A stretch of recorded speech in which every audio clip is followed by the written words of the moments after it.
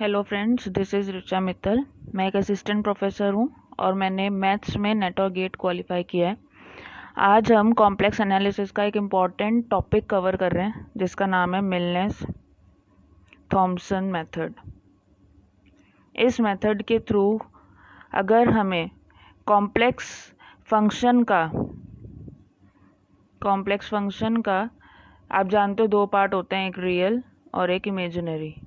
तो अगर हमें इमेजिनरी पार्ट दिया गया है तो हम पूरा का पूरा कॉम्प्लेक्स फंक्शन एफ जेड से जिसे डिनोट करते हैं वो फाइंड कर सकते हैं, या फिर अगर हमें इमेजिनरी पार्ट दिया हुआ है केवल, तो भी हम एक्चुअल में वो किस कॉम्प्लेक्स फंक्शन का पार्ट रहा होगा ये फाइंड कर सकते हैं। यही काम करते हैं हम मिलनेस थॉम्सन मेथड में। तो आप जानते होंगे रियल फंक्शन को हम यू एक्स वाई से डिनोट करते हैं और इमेजनरी फंक्शन को हम वी एक्स वाई से डिनोट करते हैं। यहाँ पर यू एक्स वाई का मतलब है कि यू एक्स और वाई का फंक्शन है और वी एक्स और वाई का फंक्शन है। तो चलिए स्टार्ट करते हैं। मैं इस मेथड को 4 केस में डिवाइड कर रही हूँ। केस 1,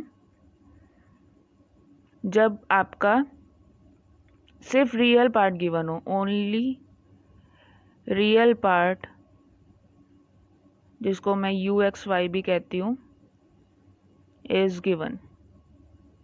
तो पहले हम इसी केस के स्टेप्स देख लेते हैं कि कैसे करना है। मैं इसको स्टेप 1 से शुरू करती हूँ।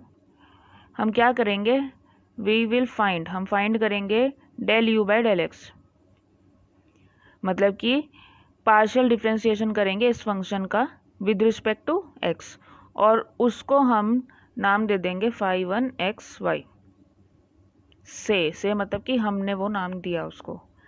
Step 2, find del u by del y, मतलब कि इसी यू फंक्शन का वाई के रिस्पेक्ट में पार्शियल डिफरेंशिएशन। तो उससे हमें लेट कर दिया फाई 2 एक्स वाई, मतलब कि ये फंक्शन है, इसको हमने ये नाम दे दिया। आगे ये यूज़ होगा इसलिए मैं काम कर रही हूँ। स्टेप 3, फाइंड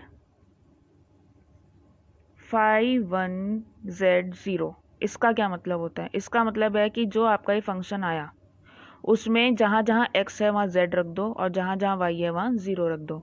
वो हो गया phi 1 z 0 and phi 2 z 0। Same वही फाई 2 ये फंक्शन है, तो यहाँ पर जहाँ जहाँ x आ रहा है वहाँ पर आप z रख देना और जहाँ जहाँ y आ रहा है वहाँ 0 रख देना। ये दोनों चीज़ें फाइंड कर दी। उसके बाद हमें क्या करना है, स्टेप 4, एक फॉर्मूला है एफ जेड, ये स्मॉल एफ बना रही हूँ मैं, ध्यान रखिएगा। F z equals to integral phi 1 z 0, मतलब कि ये value, plus minus iota phi 2 z 0, मतलब ये वैल्यू। ये इंटीग्रल फाइंड कर लीजिए डी जेड प्लस कॉन्स्टेंट का सी, और आपको ये फंक्शन जो हमें चाहिए था वो मिल जाएगा। तो मैं इसको एक एग्जांपल की हेल्प से आपको समझा रही हूँ, आपको बिल्कुल क्लियर पिक्चर मिल जाएगी क्या करना है। क्वेश्चन है, डिटरमाइन एनालिटिक फंक्शन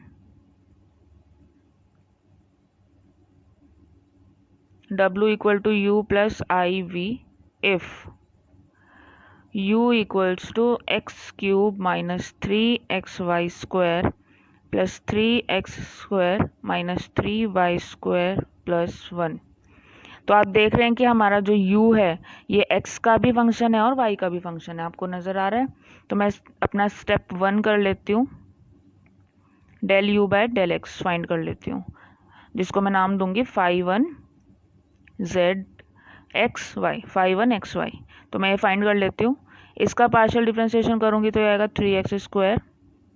इसका पार्शियल डिफरेंशिएशन करूँगी तो y मैं कांस्टेंट की तरह ट्रीट करूँगी, आप जानते होंगे, और सिर्फ x का डिफरेंशिएशन हो जाएगा, तो ये आएगा 3y स्क्वायर प्लस यहाँ पर आ जाएगा मेरा 6x, और ये क्योंकि कांस्टेंट है पूरा तो ये 0, और ये 1 भी कांस्टेंट है तो 0, आगे 0 है। उसके बाद मैंने फाइंड करा del u by del y, this is my step 2। अगर आप स्टेप अच्छे से फॉलो करेंगे तो आपको कोई दिक्कत नहीं होगी, प्लस प्रैक्टिस हो जाएगी तो बहुत जल्दी फाइंड कर लेंगे। इसको मैं नाम दूंगी फाई टू एक्स वाई। तो ये फाइंड कर लेती हूँ। अब की बार एक्स मेरा कांस्टेंट की तरह ट्रीट होगा और वाई मेरा वेरिएबल है। तो ये 0 माइनस दिस विल कम, ये पावर आगे आ जाएगी तो 6xy, फिर से ये 0, ये आगे आ जाएगी पावर तो 6y और ये 0। अब मैं अपने स्टेप 3 पर आ जाती हूँ। मुझे फाइंड करना है फाई 1z0। तो इस फंक्शन में जहाँ जहाँ x है मैंने वहाँ पर z रख दिया और जहाँ जहाँ y है वहाँ 0 रख दिया। तो मेरे पास क्या बचा 3z², ये 0 हो गया और ये आया मेरे पास 6z। नाउ फाई 2z0, ये हो गया मेरे पास, क्योंकि मुझे y0 रखना है तो ये टर्म 0 और ये भी टर्म 0, और कुछ यहाँ है ही नहीं तो ये पूरा 0 आ गया। ठीक है। नाउ स्टेप 4, मतलब कि फॉर्मूले में वैल्यू रखनी है। तो small fz equals to integration, formula लिखना बहुत ज़रूरी होता है, फॉर्मूले के मार्क्स होते हैं, तो फॉर्मूला बिल्कुल मत छोड़िएगा। मैं भी लिख देती हूँ आपके लिए। अब यहाँ वैल्यू पुट कर लेते हैं। तो integral phi 1z0 3z² plus 6z minus iota 0, मतलब कि ये पोर्शन ख़त्म, इस वाले फंक्शन में कोई इमेजिनरी पार्ट नहीं आएगा। ठीक है। अब इंटीग्रेशन कर लेते हैं। इंटीग्रेशन करने पर आया मेरा इसका इंटीग्रल z³ और इसका इंटीग्रल 3z² और कांस्टेंट का c। तो देखा आपने, ये हमारा एनालिटिक फंक्शन आ गया, जो अगर मैं इसको z equal to x plus i y रख कर सॉल्व करने लगूँ तो इसका जो रियल पार्ट आएगा वो वही आएगा जो हमें हमारे क्वेश्चन में गिवन था। ये हालांकि हमें करने की ज़रूरत नहीं है, ये मेथड अपने आप में अप्रोप्रिएट है, बस आपकी कोई कैलकुलेशन मिस्टेक नहीं होनी चाहिए। तो ये हमारा रिक्वायर्ड एनालिटिक फंक्शन आ गया। नेक्स्ट वीडियो में मैं आपको इसका केस 2 डिस्क्राइब करूँगी, तो stay tuned. If you like the video, then hit the like button. You can subscribe it and you can share it. Thank you.